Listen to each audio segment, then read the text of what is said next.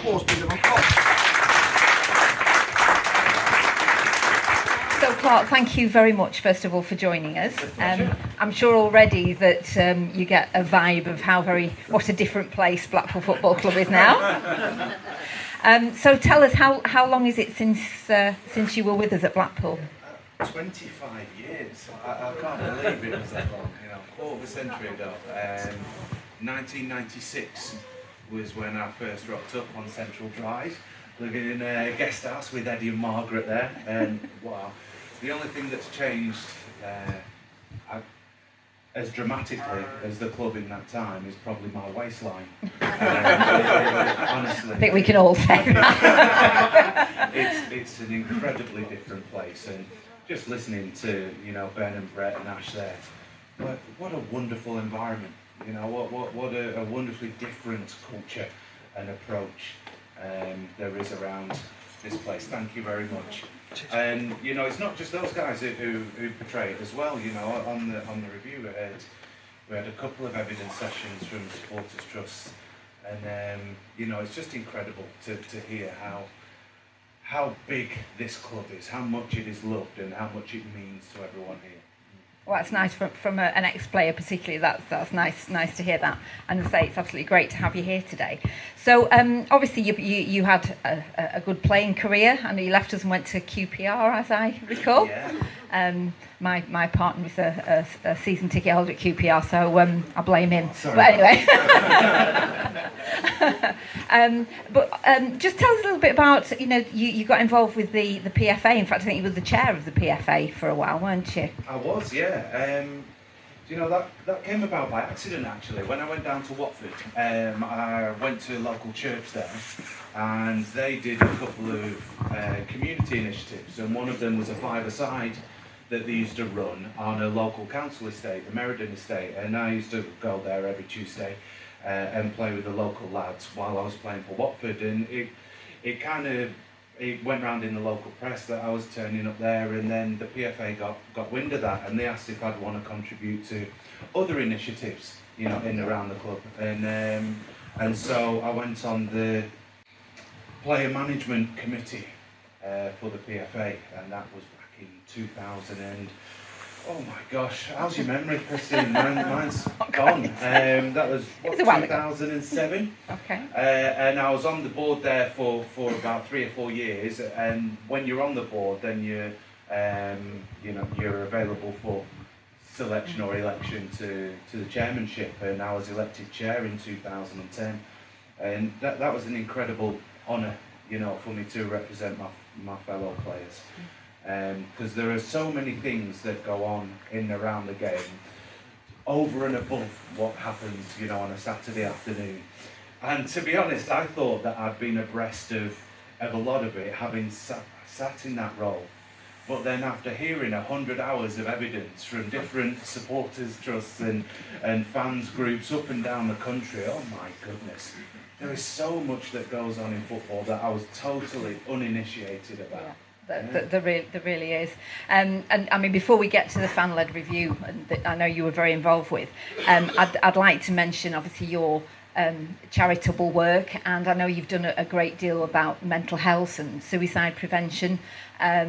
Some people may already have seen some of your interviews and whatnot about that. And I know that you've obviously been involved with Ash Tackett. You've been talking to him at Community Trust. So I think as a supporters group, we like to do whatever we can to support all these kind of initiatives, particularly things I think that affect footballers, because I think this is a mental health, and that is quite a big deal. Am I right in saying, for footballers?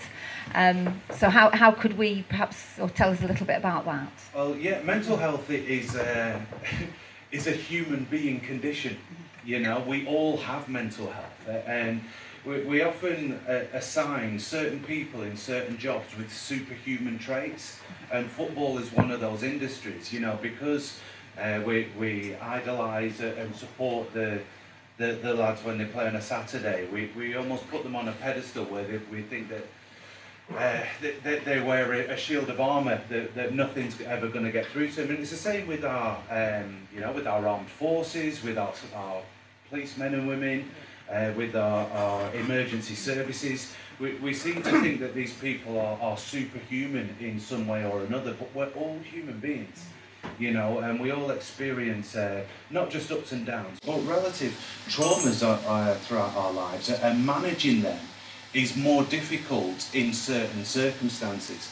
And football, the football environment, is one of those, because, you know, it's even though these are your teammates, there's 40 guys in a squad, they're actually your first opposition, because there's only 11 who can play on a Saturday. And for me as a centre-half, there's actually only 2 who can play at centre-half. So, you know, I'm fighting against these 39 other guys, even though overall we're fighting towards the same goal. So on a daily basis, on a weekly basis, I don't want to let those other 6 centre-halves think that they've got anything on me. You know, I don't want to show to them any sign of perceived weakness. Whether I'm in the side or not, I've got to convey to them, and also, more importantly, to the coaches and the manager, that, you know, that I'm a pillar of strength, that I'm reliable and trustworthy and all these things. And the thing about mental health at the minute is that it's perceived as personal weakness, and that's not true. You know, it's a bona fide illness just like any other illness. So until that perception changes, we're still going to address acknowledging what's going on in our emotional, psychological state as though it's our fault, or it's their fault, or it's an inability for them to do something, when it's utter rubbish. You know, if I went to the doctors with diabetes, I wouldn't go home and my wife would say, "Oh, how could you do that to us?" You know, oh, sort yourself out. You know, if the doctor prescribed me some insulin and said you need to take that every day, I wouldn't say, "Oh, you're all right, doc. You know, I've got this because I'm a man and I'm strong and I can deal with it." You know, I would take the medical advice, and the people around me would be supportive. And we have to address our mental health and adverse mental health in that same manner. Now, I found out the hard way. I found out the hard way because many of you are my generation. You know, what I was taught to be a man was very much in that old school thinking, where it's all about masculinity is strength, and, you know, silence and dealing with business, and you don't talk about your emotions, you don't acknowledge emotions. In fact, in my house, my dad was like, "You crying? I'll give you something to cry about." It was acceptable in the 80s. You know, but it wasn't just my dad. If all hell was going off in the house, we'd walk out the house and someone would say to me, "Mum, how are you, Rose?" And she'd say, "Yes, we're fine, thank you. Everything's excellent." I'm like, "Are you kidding me? There's World War 12 in there." So not only do you not acknowledge emotions, you lie about them if anyone asks. You pretend that everything's all right. You show that stiff upper lip. So when it came to what was the first real trauma in my life, which was my knee injury when I went down to QPR. I snapped my ACL, LCL, popliteus, ITB, rotated the fibular head, dislodged a nerve, ripped the hamstring off my right knee. Yeah, I know, the surgeon said, "Clarke, your knee's buggered." I said, "Oh, thanks." He said, "No, seriously, you're going to probably have to walk with a stick now, never mind play football." So, you know, I was 20 years of age. I'd just moved down to London, you know, but chasing the dream, as you do. I was in a 2-bed flat in Acton, living on my own, and I was housebound for 6 weeks, post-op. And in that time, I just, you know, it was just me. It was me in that space. You know, I didn't talk to anyone because talking wasn't a thing. You know, it was no one to help you. No one offered to help, because back then in 2000, talking wasn't a thing. You know, there's no one to blame about that. That's just how it was. And my understanding was I had to deal with it myself. And in that space, I just thought I was a failure, Christine. You know, I thought that without football I was nothing, because, you know, football was the reason why I'd come out of council estate in Preston, and why my parents were proud, and why I had money in my pocket, and my dreams were just taking off, and without it I had nothing. And it was in that space that I tried to take my own life at 21 years of age.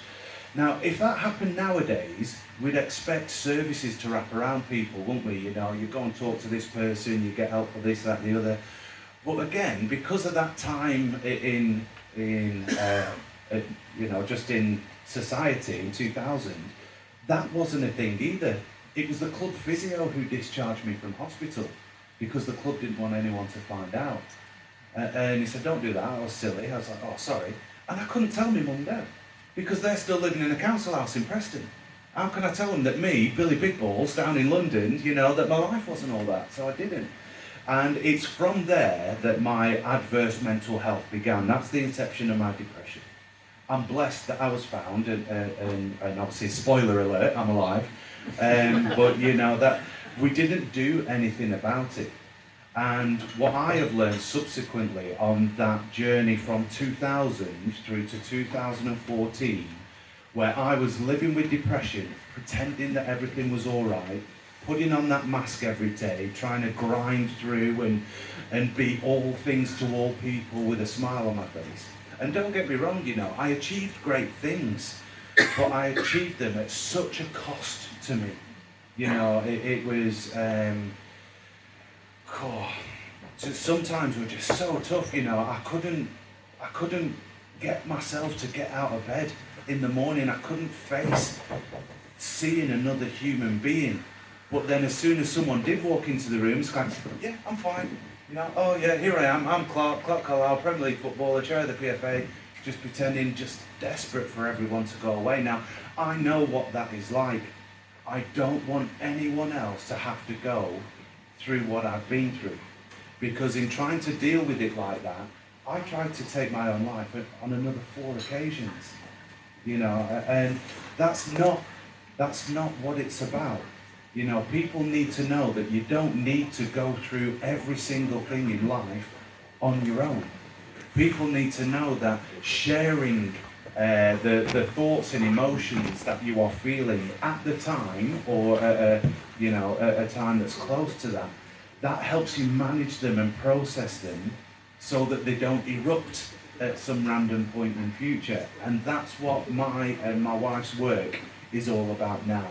So we go to businesses up and down the country, we share our lived experience, which is, you know, it's quite emotive and traumatic, but it's always with the upshot that, look, we've walked that walk so that you don't have to. You can take certain steps now that mean that you never get 2, 3, 2, 1 out of 10. You can spot when your mood or your emotions are fluctuating at 5, 6, 7. And you can make little changes now that ensure that you stay well and resilient. And the master plan for it all, taking it back to football, is the player welfare system. You know, we've constructed a player welfare system that is holistic. It educates players not just about how to be in their optimum performance state, but about their whole selves, understanding that they're human beings as well as footballers. And it's awesome to hear that Blackpool are going to step up their work in their academy, and this is the point where this type of resource is needed most, because we know that in the fight to find the next gem, the collateral damage is somewhere at 98-99%, and that's 99% of our local young lads and lasses who have been sold a dream, maybe not with an alternative option. And when that dream's taken away, they don't go back to the level of their school peers. They go tumbling through, because even their school peers are like, oh, you thought you were going to be someone, look at you now, you know, what are you doing? So we need to support all of our players, all of our communities to understand that we are more than what we do. You know, I am a father, a husband, a son, a brother, a friend, and also this is what I do for work. And all of these are what make me valuable.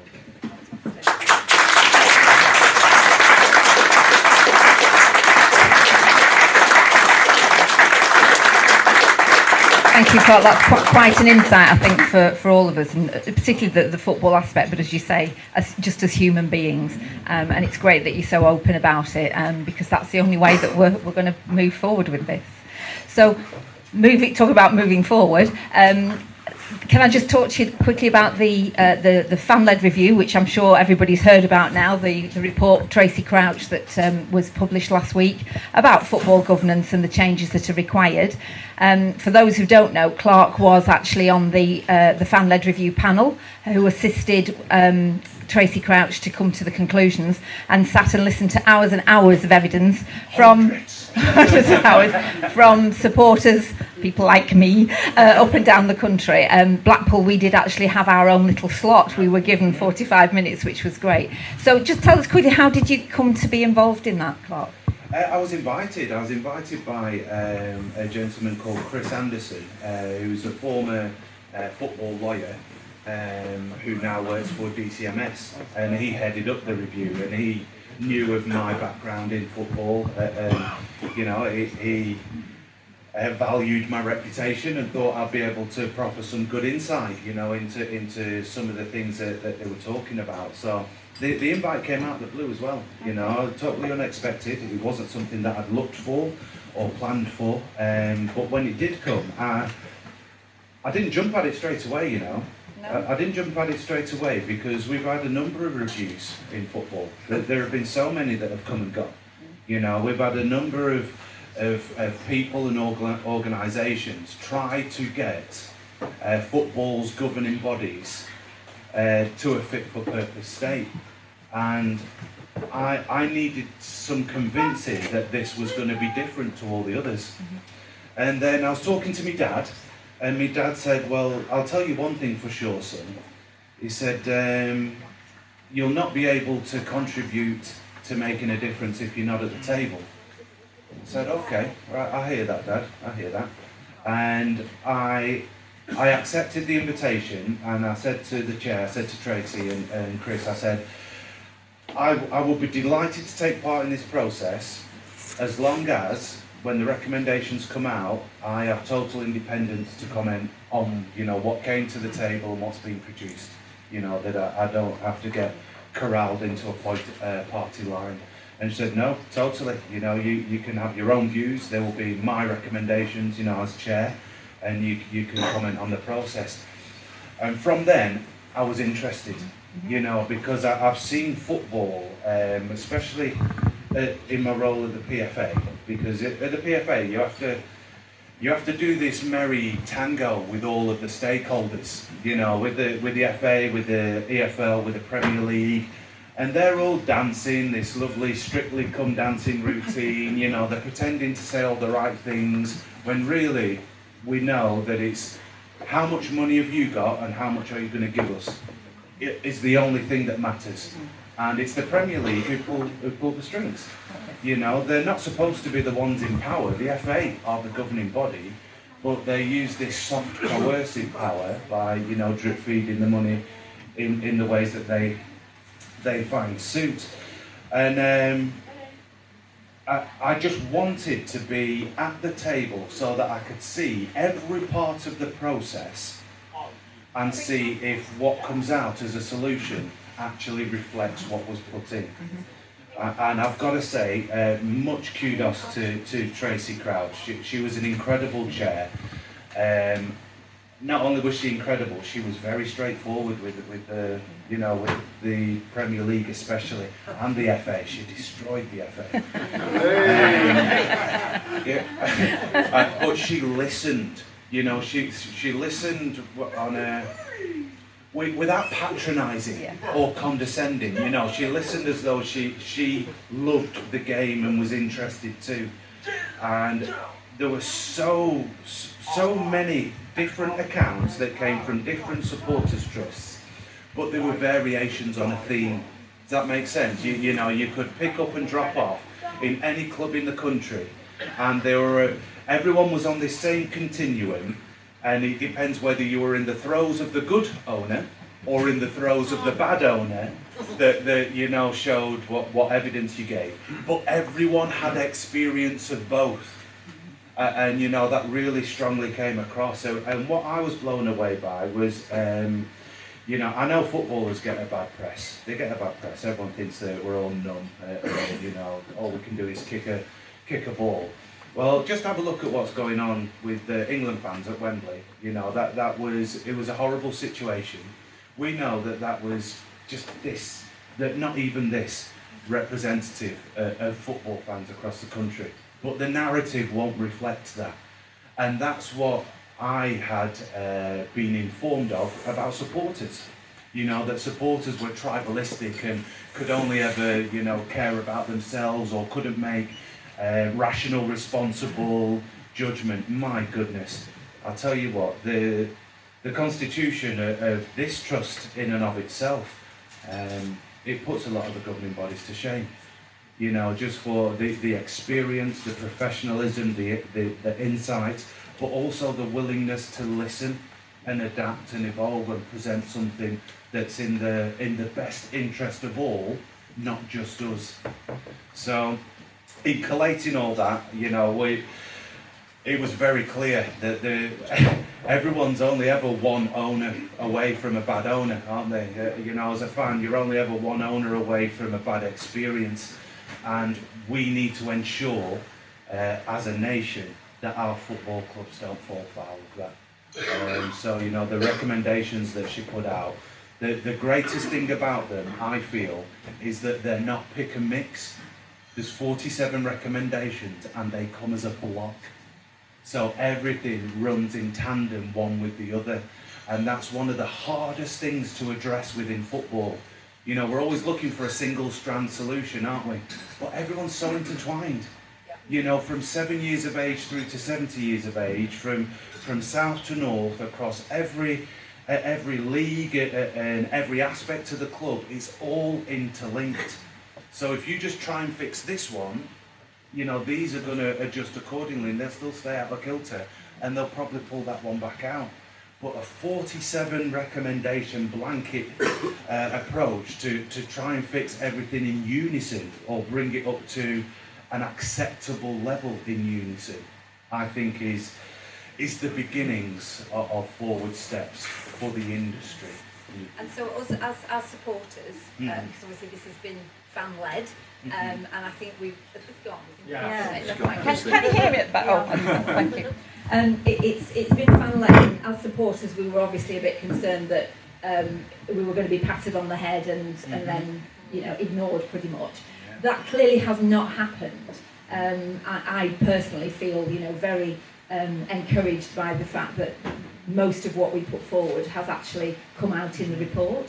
But of course it's got to, and I'm going to bring Paul in here very shortly, our Paul Maynard, the MP for Blackpool North. But what can we as supporters do now? Because I know that there's already the pushback has started from the Premier League particularly. So we need to make this happen. So this is something very much for supporters now to get engaged with. Yes. Would you agree with that? I would wholeheartedly agree with that, Christine. And I thought it was an excellent question earlier. What can we do for you now? Not many people ask that question. You know, it's like, how many people want change? How many people want to change? You know, how many people are willing to contribute to change? It's a very different dynamic that I heard over those 100 hours, and the approach from BST is incredible. But with regards to this, you're right, the pushback is immense. And where's the pushback coming from? It's coming from the Premier League. It's coming from the power mongers and those who have the cash. Because this response reflected the very reason why an independent regulator is needed. The report came out. Richard Masters said, yes, it's an excellent report. He sent us a letter to the panel that said, you know, we're looking forward to engaging with the independent regulator, blah, blah, blah. And then all of a sudden, the Premier League chairs and football clubs say, we're not happy with an independent regulator, we're not happy with a transfer levy. They kick off, and now Richard Masters sends another letter saying, we're not looking forward to talking to an independent regulator. Now, this is not how football should be governed. You know, at that governance level, it should be independent. You should have the ability to make independent decisions that are in the best interests of the entirety of the game, not just a nominal elite. And what really, really annoys me is that the Premier League very quickly forgets that it is only the Premier League because it came and decapitated the top of our pyramid. Its very inception came about with them destroying the pyramid in its right anyway. So it's not as though, you know, the narrative, the rhetoric that comes from them is that they did something special to become the Premier League. They didn't. English football had a magnificent pyramid system and they just severed the capstone and took it for themselves. Now that can't happen again. So what we need to do as supporters of our clubs and of the game in whole, to combat that, a lot of people want to combat fire with fire. What we rarely hear are the success stories. What we rarely hear, the loudest voice in the room is usually the angriest, the one of complaints. What we rarely hear in the back pages across, you know, the terrace talk is the fantastic initiatives that have saved football clubs, that are currently working after that battle has been fought. You know, when you were right at loggerheads with Voldemort and his crew, it was on the back pages, wasn't it? Yeah. But once the war is over, how many people are speaking about the good things that are happening at Blackpool Football Club? Yes. You know, but because it's good news. It's good news. It doesn't sell papers, but people need to hear that war, that it was the inception of what is now good practice, and it's good practice that we need to perpetuate across the entirety of our game. So what we need to do is bang the drum, but don't bang the drum in protest. Bang the drum in support of what is happening. These are good times in bad economic, societal times, you know, and that's not the story everywhere. So let's shout about the results of the good things that we're doing and see if we can get that message forward, because that needs to be the antidote to the anger and fire that's coming from those Premier League clubs who effectively just want more money for themselves. Thank you very much.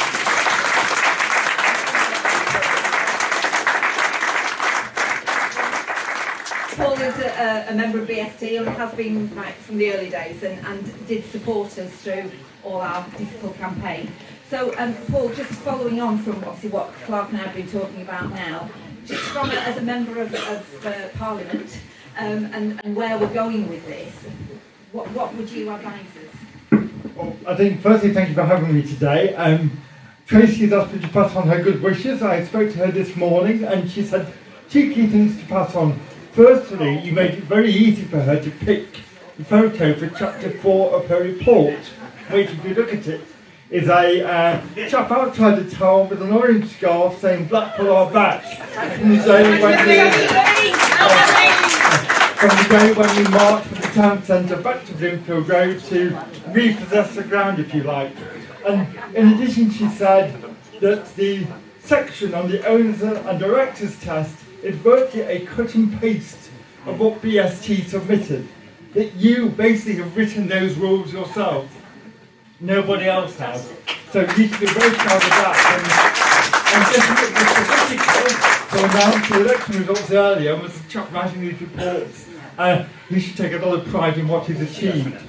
So what do we need from you next? Well, yes, a bit of patience, because now we've got this report, 162 pages. Go away and read it all. But now we have to put it into legislation. As Clarke has said, we've been here before. 1997 football task force. We had expert-led working groups, or expert working groups led, or whatever. All these alphabets suit to different groups. Now we have a very concrete set of proposals, and we have to turn into law. We have to set up this independent regulator.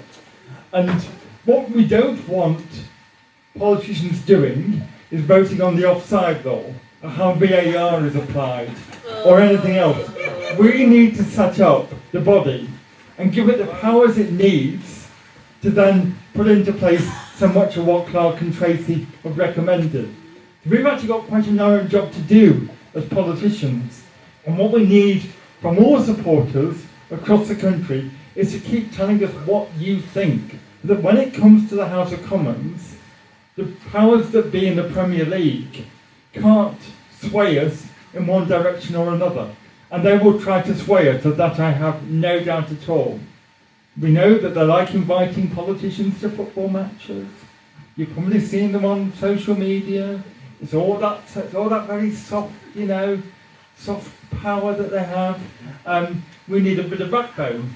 I like to think I got backbone. I know from I heard to Tracey, there's only one town in the country where football is a really political issue.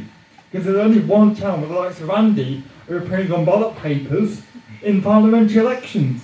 We don't get that anywhere else in the country. So I know just how much it matters to this town. And when I first got elected in 2010, it was a Friday morning in the early hours. Within 24 hours, I was on a train down to Wembley for a championship playoff. And the result of that, I could feel the upswing in the mood in the town. And it wasn't just to me being elected, I can assure you of that. And that endured throughout that season. And I felt the consequences of when it wasn't going so well, or when the Oystons were the problem. So I understand how football isn't just about the game and what occurs on that green pitch every other Saturday. It's about how proud we feel as a community and the good that the club can do, not just through what Ashley does with the community trust, but what everyone does who wears a tangerine shirt. I've got neighbours up in Bispham and Ashfield Road who leave their house at 1 PM on a Saturday to walk down here. It's a bloody long way and they're not going to get any younger. There is a real commitment in this town. So my ask to you is to keep fighting on behalf of your club. And I know from the emails I've had down the years that you're all willing to engage in that fight. And I think this time, Tracey's been very clear. Everyone always says football is in the last chance saloon. The FA have got to change. It's been said so many times. Tracey has now said the saloon is now closed.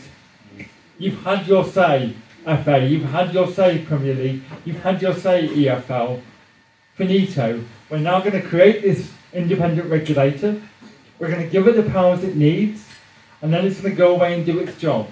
You need to keep your eyes out, though, because once that regulator is established, we as MPs can't tell it what to do. You as fans can't tell it what to do. So you need to make sure that the dialogue between the regulator and the fans is as strong as it can be. Because Clarke's review body isn't there anymore. Its job is done. It's not going to be there sitting reviewing what the regulator does. So we have to get it right first time. Give it the powers it needs, but not give it too many powers, not give it too few powers. That's going to be a really tricky balance, I think, to find. So you've got to keep reading the back pages, paying attention to the detail, think how it applies to the game you love, to the club you love, and make sure that we as politicians, Scott and myself, are doing the right thing and saying the right thing in the House of Commons.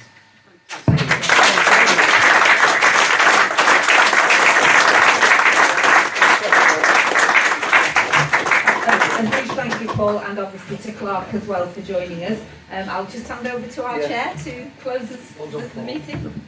And a big hand for Christine as well. Come on. Well, Piers Morgan is the patronize Christine. Goodness me. She's got tremendous. Lovely. Well, we're about to close the meeting. Because we're a democratic organisation, does anybody have any quick questions? I noticed the hand at the back from Paul, and I'll think I know what you're talking about the collection. I'll mention that. Anybody else got anything they want to add before we conclude? Thank you. Okay, yes, that was super. Wonderful meeting. Thanks again to Clarke, to Paul. Wonderful speeches from both of you. Absolutely tremendous. And also the three. And the icon on Robbie as well. Special thanks to Michael. He's not there at the moment, but he's done all the tech for us today. And his two little helpers. Congratulations again to those that were elected. And our friend here, Mr. Grimshaw, is going to be making a collection. There's a tangerine bucket. You ain't getting out otherwise. That's it. And what it's for, some of you may or may not see, there's not been too much on social media, but there will be quite a lot. We all know Chris Hull quite well, who mobilises and gets great things sorted. We're arranging, or Chris is spearheading it, along with Grimmy, Card and a few of the lads here and a lot of the other supporters, a Christmas dinner, and we're working in conjunction with two charities. Yes? Yep. And it's for homeless people in Blackpool, and it's going to be on the 28th.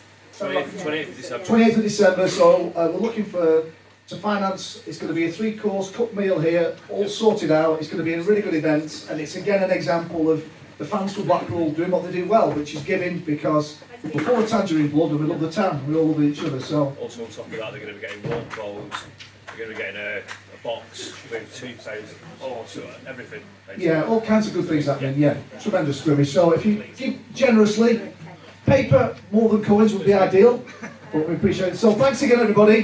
Thanks a lot. Thanks to our guests. And thanks to Lee Charles.